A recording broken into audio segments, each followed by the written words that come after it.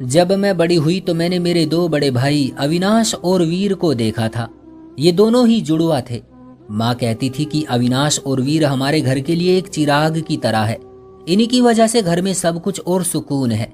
जबकि हमारे रिश्तेदार अविनाश और वीर की वजह से हमसे मिलना जुलना भी बंद कर चुके थे।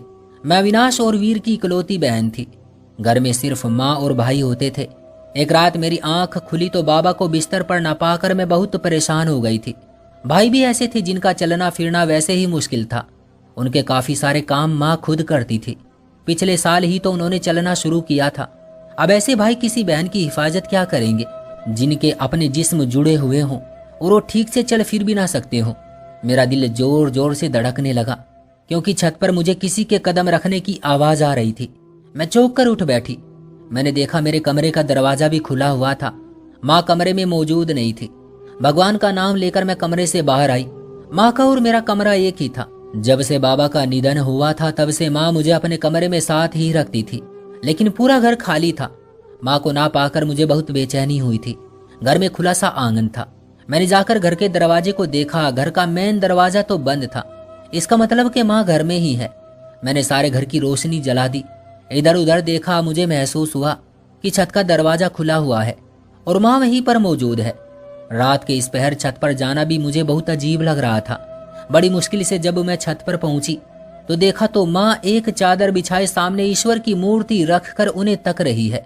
उस वक्त में दबे कदमों माँ के पास पहुंची। ये देखकर मुझे हैरत हुई थी कि माँ ईश्वर से रो रो कर अपने किसी जुर्म की माफी मांग रही थी। हे ईश्वर, मैं बहुत बड़ी पापी औरत हूँ, मगर तू मेरी गलती की सजा मेरी संतान को मत देना। माँ के आंसू देखकर मुझे लगा जैसे कि वो अपने किसी बहुत बड़े जुर्म पर पछता रही हो। पर इतनी नेक औरत भला क्या जुर्म कर सकती है? मेरा दिल लगातार ये सोचने पर मुझे मजबूर कर रहा था। मैंने माँ को कांधे से पकड़कर हिलाया तो माँ ने चौंक कर मेरी तरफ देखा। वो हड़बड़ा गई थी, जैसे मेरा यहाँ आने का अंदेशा ना हो उनको। तुम यहाँ क्यों आई हो? तुम्हें मैंने कई बार कहा है अगर मैं कमरे में ना हूं तो अंदर से दरवाजे को बंद कर लिया कर। यहाँ छत पर आने की जरूरत थी भला? चलो नीचे चलो। जवान लड़की हो तुम, तुम्हें अपनी हिफाजत अब खुद करना पड़ेगी। अविनाश और वीर तो इस हालत में नहीं कि वो अपनी बहन को संभाल सके। माँ अपनी आंखों से आंसू पोंछती नीचे आ रही थी और मुझे अभी तक समझ नहीं आ रहा था कि माँ को अपने किन पापों पर पछतावा हो रहा है। हालांकि मोहल्ले में माँ की बहुत ज्यादा इज्जत थी। हर कोई उन्हें कदर की निगाह से देखता था। मोहल्ले के बच्चे उनके पास ट्यूशन पढ़ने के लिए आते थे, लेकिन माँ कभी किसी से कोई बात नहीं करती थी। बस हर वक्त रोती और पछताती रहती।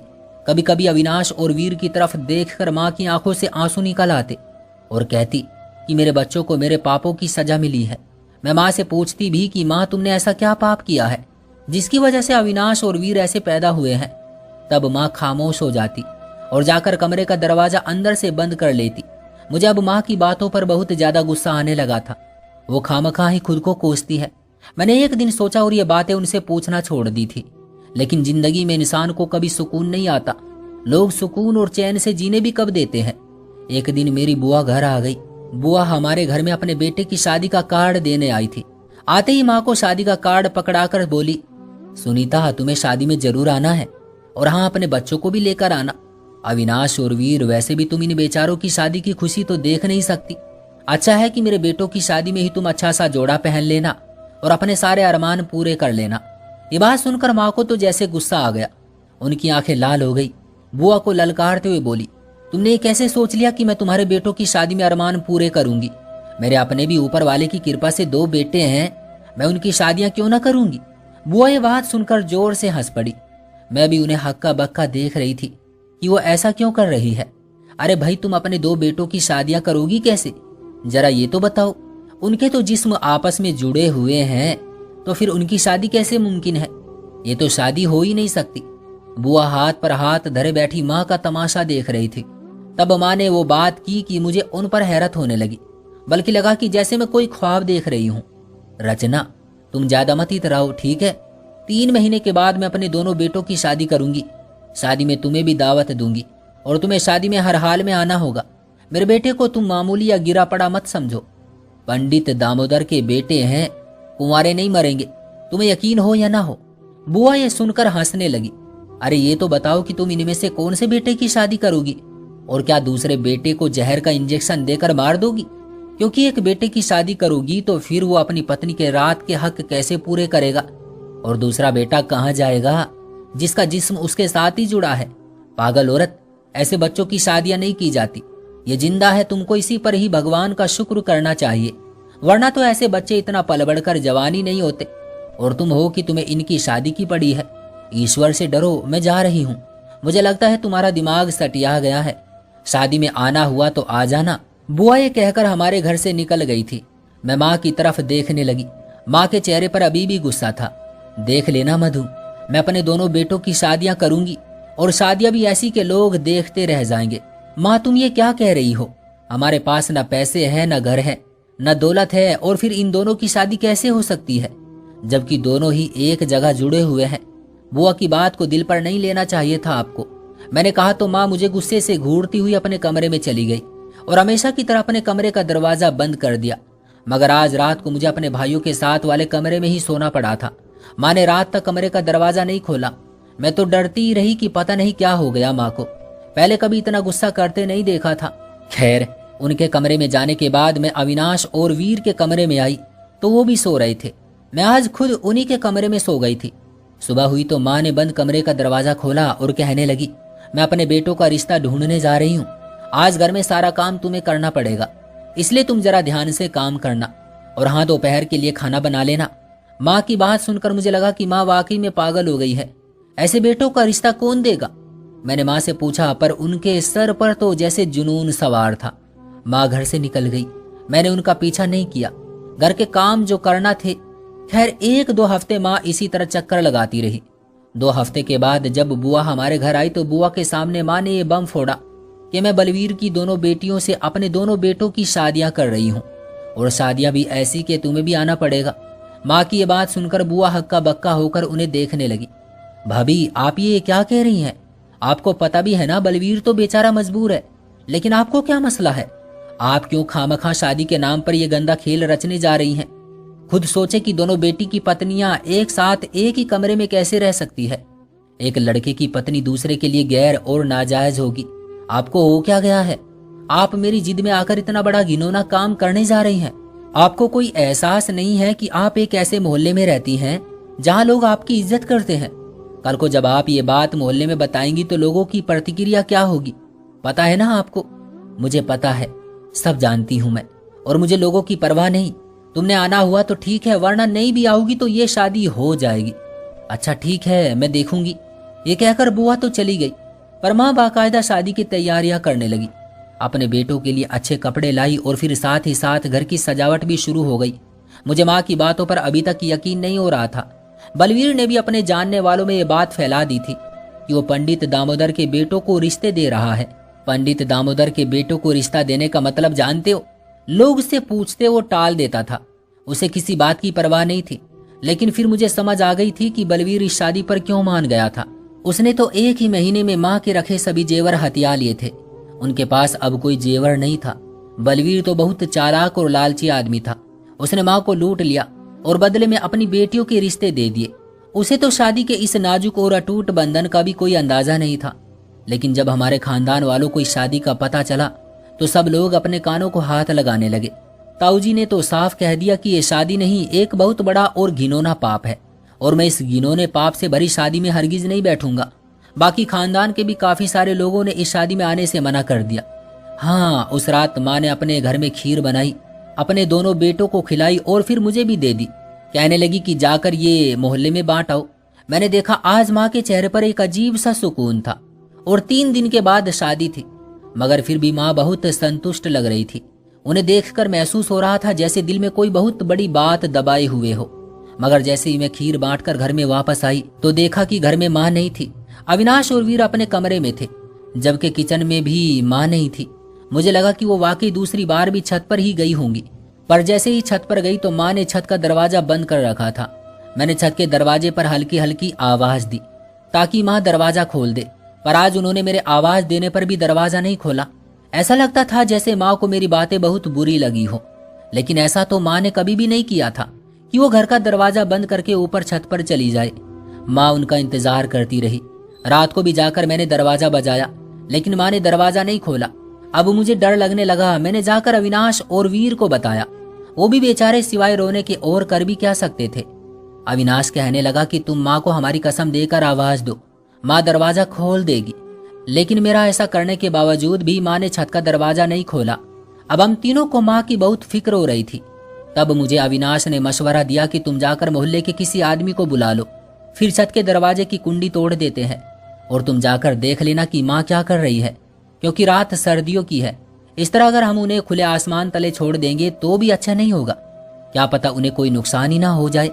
मुझे ये बात बिल्कुल ठीक लगी थी। मैंने जाकर मोहनदास चाचा को ये बात बता दी। मोहनदास चाचा भी सुनकर परेशान हो गए। एक कारपेंटर को लेकर हमारे घर आए। यूं छत के दरवाजे को तोड़ दिया गया। दरवाजा तोड़ते ही मेरी नजर सामने पड़ी। मेरे पांव तले से जमीन निकल गई। माँ को इस हालत में देखकर मुझे बहुत अजीब लग रहा था। मैं नहीं चाहती थी कि हमारे घर का ये राज बाहर के लोगों को पता चले, इसलिए मैंने उन लोगों को फौरन वहां से जाने का कहा। माँ पर चादर डाल दी थी। मैं हरगिज नहीं चाहती थी कि मेरी माँ का ये राज किसी को पता चले। माँ, मैं अपने बाबा को क्या जवाब दूंगी? इससे उनकी आत्मा को शांति नहीं मिलेगी। माँ, ये तुम क्या कर रही हो? तुम होश में तो हो? अपने बेटों की शादी के पीछे इतना पागल हो गई हो? ये गिरी हुई हरकत क्यों की है तुमने? मैं दिल ही दिल में सोचने लगी, पर उस वक्त माँ को कुछ नहीं कह सकती थी। बड़ी मुश्किल से मैंने माँ को सहारा देकर नीचे अपने कमरे में लाया था। मेरा दिमाग घूम रहा था।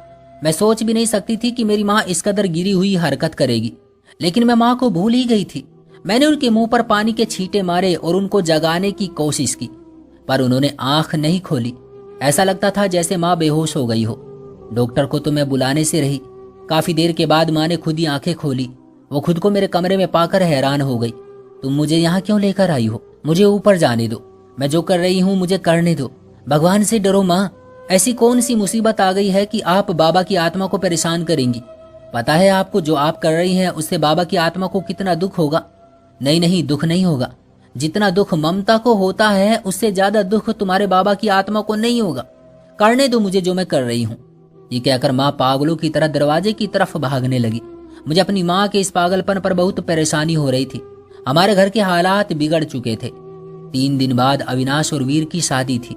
शादी का दिन करीब आया तो माँ की हालत संभल गई। माँ ने मुझसे तैयार होने को कहा।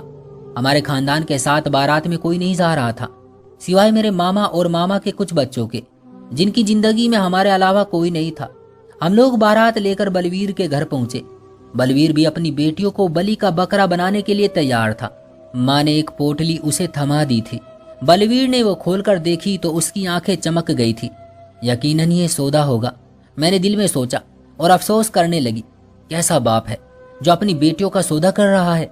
माँ ने पंडित जी को बुलवाया। पंडित जी ने बड़ी मुश्किलों से माँ की मिन्नत समाजत करने पर मेरे भाइयों की शादी कराई। अविनाश और वीर दोनों शादीशुदा हो चुके थे। माँ की 2 बहुएं भी घर में आ चुकी थी। बड़े अजीब से लम्हे थे। हम उन दोनों लड़कियों को लेकर यानी उन्हें विदा करके अपने घर लेकर आ गए थे। दोनों लड़कियों को माँ ने अपने कमरे में बैठाया। मैं माँ का मुंह देखने लगी। माँ, तुम अपना सारा सोना बेचकर इन दोनों लड़कियों को खरीद कर तो लाई हो, पर इन्हें सुहागन कैसे बनाओगी? क्यों नहीं बनाऊंगी? मेरे बच्चों का पूरा पूरा हक है वो अपनी शादीशुदा जिंदगी गुजारे, बच्चे पैदा करें, अपनी नस्ल को आगे बढ़ाएं। माँ, तुम पागल वागल तो नहीं हो गई? पता है ना कि तुम्हारे दोनों बेटों के जिस्म जुड़े हुए हैं और ये दोनों लड़कियां अलग अलग हैं। ये सब कुछ नहीं हो सकता। भगवान के लिए जितनी जिंदगियां बर्बाद कर दी है बस यहीं पर रुक जाएं। मेरी बात सुनकर माँ हंसी और उन दोनों लड़कियों को लेकर मेरे कमरे से चली गई। माँ, क्या करने लगी हो? वो उन दोनों लड़कियों को लेकर भाई के कमरे की तरफ बढ़ रही थी। अविनाश और वीर को दुल्हा बने देखकर मुझे खुशी तो हुई थी, लेकिन अब जो हो रहा था वो बिल्कुल भी यकीन के लायक नहीं था। माँ ने जाकर उन दोनों लड़कियों को उस कमरे में रखा और कमरे के बाहर से दरवाजे को बंद कर दिया। मैं जाकर दरवाजा पीट भी नहीं सकती थी। वो दोनों शादी कर चुके थे, उनका विवाह हो चुका था। अब मैं कैसे उनके कमरे में जा सकती थी?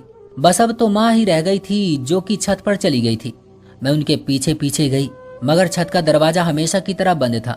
मैं दरवाजे के पीछे से चिल्लाने लगी, माँ दरवाजा खोलो, तुम्हें क्या हो गया है? छत पर रहकर क्यों खुद को तबाह करोगी? इतनी सर्दी है, अब क्या मैं दोबारा से जाकर चाचा को बुलाऊं, दरवाजा तोड़ूं और फिर तुम तक पहुंचूं? फिर माँ ने मेरी बात का जवाब दे ही दिया, तुझे मेरी कसम है मेरी बेटी, वापस चली जा नीचे। आज मुझे मत तंग कर, मैं जो कर रही हूँ मुझे करने दे। अपने बच्चों के लिए, अपनी औलाद के लिए ये सब कर रही हूँ। वो परमेश्वर है, वो किसी की भी सुन सकता है। वो चाहे तो कुछ भी हो सकता है। माँ की आवाज़ सुनकर मैं दरवाजे के पास ही बैठ गई। नहीं चाहती थी कि माँ आधी रात को चीख मारे और कोई सुनने वाला भी ना हो और बचाने वाला भी ना हो। बैठे बैठे मुझे नींद आ रही थी। 2-3 घंटे गुजर गए, ना माँ ने दरवाजा खोला न मैं वहां से उठी। सर्दी में मेरे हाथ पांव तन चुके थे। मुझे अपना वजूद अब बेजान सा महसूस हो रहा था। तभी सुबह के मंदिर के घंटे की आवाज मेरे कानों से टकराई। मैंने घंटे की आवाज पर अपने आप को झिंझोड़ते हुए उठाने की कोशिश की। माँ दरवाजा नहीं खोल रही थी। मोहल्ले में एक बार फिर से मैं तमाशा नहीं बनाना चाहती थी। जो कुछ पहले हो चुका था वही काफी था। मैं नीचे आ गई। सोचा कि अविनाश और वीर से उनकी बात पूछूं, उनके साथ क्या हुआ और अब आगे क्या करना है। पर सुबह तो जैसे मैंने अपनी जिंदगी का सबसे अविश्वसनीय दृश्य देखा था। मैं क्या देखती हूँ, अविनाश और वीर अपनी अपनी जगह पर अलग अलग खड़े हैं। उन्हें अपने सामने खड़ा देखकर मुझे लगा मैं कोई ख्वाब देख रही हूँ। उनकी पत्नियां उनके साथ खड़ी नाश्ता बनाने में मदद कर रही थी। अविनाश ने आगे बढ़कर मुझे गले से लगा लिया। वो बहुत तो खुश लग रहा था। मुझे यकीन नहीं आ रहा मेरी बहन, लगता है मैं अभी कोई ख्वाब देख रहा हूँ, पर यह सब हकीकत में हुआ है। आज ही की रात चमत्कार हुआ है और ये हो भी गया। देखो, तुम्हें भी यकीन नहीं आ रहा होगा। मैं तो अपने आप को आजाद महसूस करके बहुत खुश हूँ, इतना खुश कि बता नहीं सकता। पर यह सब हमारी माँ की वजह से हुआ है। अगर हमारी माँ कोशिश नहीं करती तो हम सब इसी तरह अपनी जिंदगी गुजार देते। जिंदगी की ये खुशियां कभी देख नहीं सकते थे। हालांकि मौत आ जाती और वापस हम मिट्टी बन जाते। मैं अपने भाई को हाथ लगाकर देखने लगी। उसके जिस्म पर न कोई जख्म था, न ही कोई छुरी का निशान या कैंची का निशान, जिससे मुझे लगे कि मेरे भाइयों की सर्जरी हुई है या माँ ने इनका कोई इलाज करवा दिया है। मुझे अचानक माँ की याद आई थी। अविनाश और वीर की हकीकत पर यकीन करने के बाद मुझे याद आया, माँ को तो मैं छत पर ही छोड़ आई थी। सुबह के 6 बजे थे। मैं छत पर गई। माँ दरवाजा खोले बैठी उस नीली छतरी वाले का धन्यवाद कर रही थी। उनका सर पास में रखी उस ईश्वर की मूर्ति के चरणों में था। मैं माँ की तरफ देखने लगी। ये क्या कर दिया माँ? तो माँ बोली, और क्या करती बेटी, मुझे बताओ, इससे ज्यादा सुकून और खुशी वाली क्या बात हो सकती है कि मेरे दोनों बेटे अपने पांव पर खड़े हो जाएं। और क्या मांग सकती थी मैं भगवान से? ठीक ही किया माँ। मैंने नीचे बिछी खाली चादर की तरफ देखा। यहाँ पर अब वो शालिग्राम शिला का टुकड़ा अब मौजूद नहीं था। बाबा की जवानी के दिनों में जब वो दूर दूर तक दरबार लगाने और शादी कराने जाया करते थे, यहाँ तक कि दुनिया के कई देशों में भी उनको बुलाया जा चुका था। बाबा को एक शालिग्राम शिला का टुकड़ा मिला था। वो शायद उन्हें इनाम के तौर पर ही मिला था। बाबा को इनाम देने वाले उन बूढ़े बुजुर्ग ने एक बात बड़ी राजदारी के साथ बताई थी कि तुम इस शालिग्राम शिला के टुकड़े के जरिए उस परमात्मा से जो भी मांगोगे वो तुम्हें मिल जाएगा और उसके बाद ये टुकड़ा तुमसे छिन जाएगा। मगर एक बात हमेशा याद रखना, कभी कोई बिना वजह की अवैध इच्छा के लिए इस शालिग्राम शिला के टुकड़े का इस्तेमाल मत करना। बाबा ने ये टुकड़ा घर आकर माँ को दे दिया था और साथ ही ये भी कहा था कि अगर तुमने इसे किसी ठोस वजह और अच्छे काम के लिए इस्तेमाल नहीं किया तो मरने के बाद भी मेरी आत्मा को शांति नहीं मिलेगी। उसके बाद माँ ने उसे अपने पास ही संभाल कर रखा। जिंदगी में कभी कोई ऐसी नौबत नहीं आई कि उसका इस्तेमाल किया जाता या ईश्वर के सामने उसे रखकर ईश्वर से कोई बात मनवाई जाती। फिर जब बुआ ने माँ को ताना दिया, उनको ये बात याद आई तो माँ रोज रात को छत पर जाकर ईश्वर से प्रार्थना करने लगी। इतनी प्रार्थना की कि रो रो कर बुरी हालत हो जाती थी। आखिरकार उस शालिग्राम शिला के टुकड़े की कसम भी दे दी और उस रात जब माँ की प्रार्थना स्वीकार हुई तो वो शिला का टुकड़ा माँ के सामने से गायब हो गया। ये उस ईश्वर का एक चमत्कार ही था, वरना मेरे भाइयों के साथ जो मसला था वो तो दुनिया का बड़े से बड़ा डॉक्टर भी हल नहीं कर सकता था। मेरे दोनों भाई अब अपनी पत्नियों के साथ खुश हैं, लेकिन मुझे कभी कभी उनकी पुरानी हालत याद आती है तो यकीन नहीं आता। ऐसा लगता है कि या तो वो लम्हा ख्वाब था या ये जो अब हम समय गुजार रहे हैं ये एक ख्वाब है। क्यों दोस्तों, क्या ख्याल है आपका इस कहानी के बारे में? कमेंट बॉक्स में हमें जरूर बताइएगा। वीडियो को लाइक कर दीजिए और चैनल को सब्सक्राइब कर लीजिएगा।